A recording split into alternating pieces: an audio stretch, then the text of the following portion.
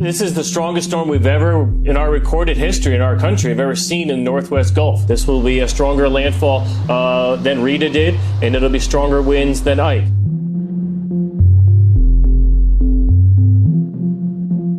On the TV, it came on the news, you know, this is gonna be, you gotta leave, it's gonna be catastrophic. We knew we had to go.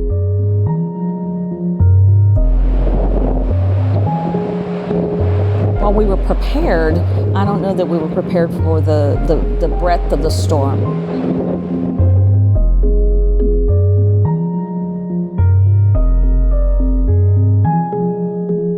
Just incredible. Lake Charles, Louisiana getting hit with yet another hurricane. Those utility vehicles you see back there, they've been here for weeks trying to put this town back together from the last hurricane, and now they're getting slammed again.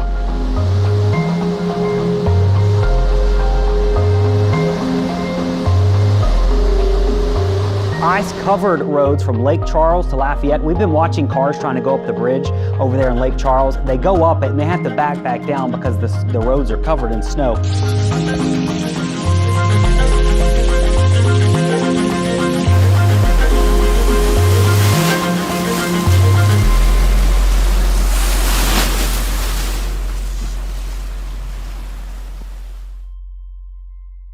You know, when you come to Louisiana and you think of hurricanes, you think more south and east toward New Orleans. This storm really just honed in on Lake Charles. I don't think we were prepared for quite the wind event that this storm was. Yes, we had rain, but the rain was almost sideways. It was the wind that also caused so much damage. You could still drive around 14 months later in Lake Charles and you see blue tarps. There's still places without roofs. One of the things that we're experiencing is the compounding effect of one storm or one event after another, and not to mention we're in the middle of COVID. It was a lot of things very, very close together, and people just had one loss after another, one loss after another.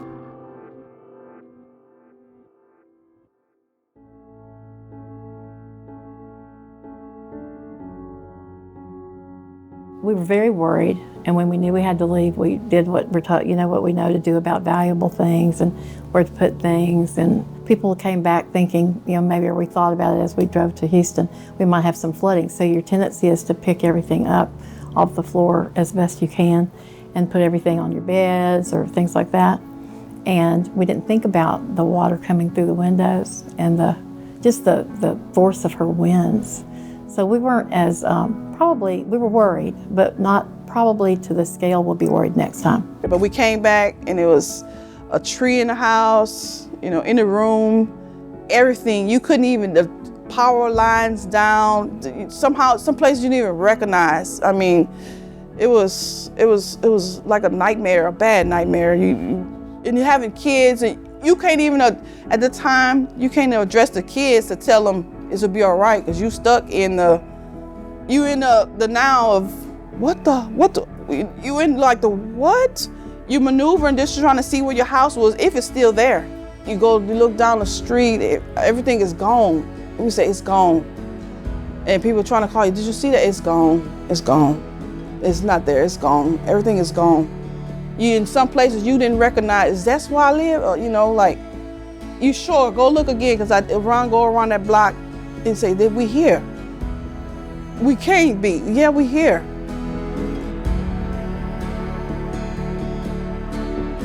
Or we can't stop here. We gotta get out and look around, see what we can do. We only can do 30 minutes after all that time, trying to pull trees and branches. We only got 30 good minutes in us because we're exhausted.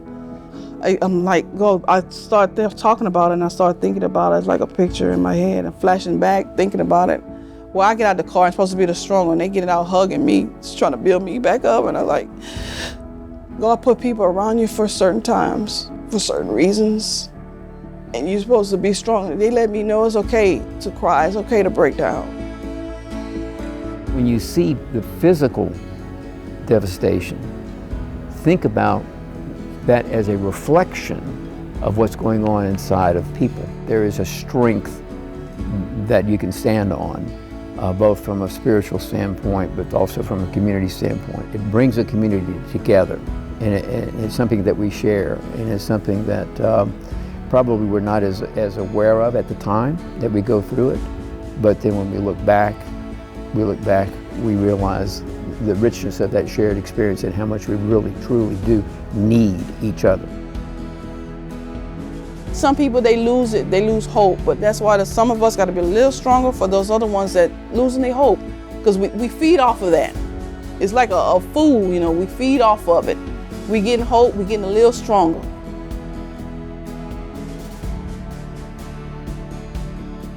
And it's not just resources that you bring, it's not just time and energy and effort that you bring, it's hope. It's hope. And that's what people need. That's what people need.